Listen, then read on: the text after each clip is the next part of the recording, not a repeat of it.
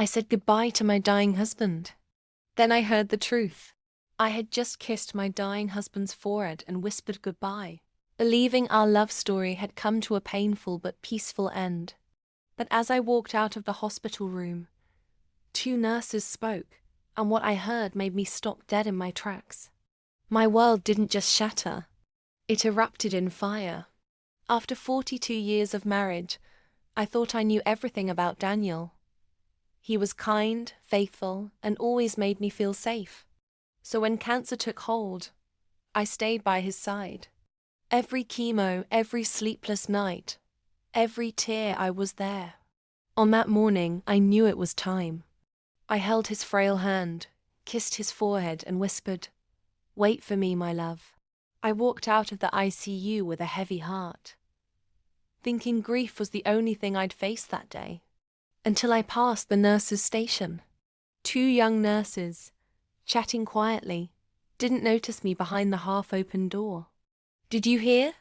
That's the guy who's been living a double life." "Yeah. His mistress visited just yesterday with his other kids." Imagine dying while your wife knows nothing. Poor woman. I froze. My hands began to shake. No, that couldn't be my Daniel. Mistress? Other kids? But their voices, they mentioned his name, his room, his cancer, my husband.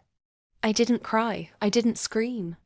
I turned around, walked straight to the hospital administrator, and asked to check visitor logs. One name stood out, a woman I'd never heard of, listed as family. And that's when I unraveled the truth. Daniel had another life. For over 20 years, he maintained an affair with a woman in Portland, just 3 hours from our home in Seattle. 2 teenage boys carried his name. The trust fund I thought we built together split secretly 4 ways. I was just the face of the legal wife, the backup plan. So I did what any scorned wife with a sharp brain and a legal power of attorney would do.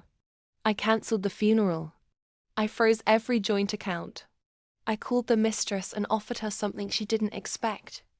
The ashes. "I'm sure he lied to you too," I said, "so you can have what's left." Then I donated his beloved vintage car to a junkyard and sold every piece of real estate tied to his name, sending every cent to cancer research and domestic abuse shelters. Why shelters?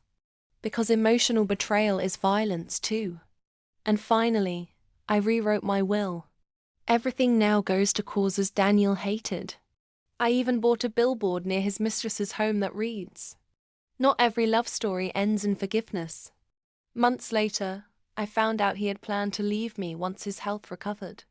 He drafted divorce papers just before the diagnosis, hoping to live out his remaining years with the other family.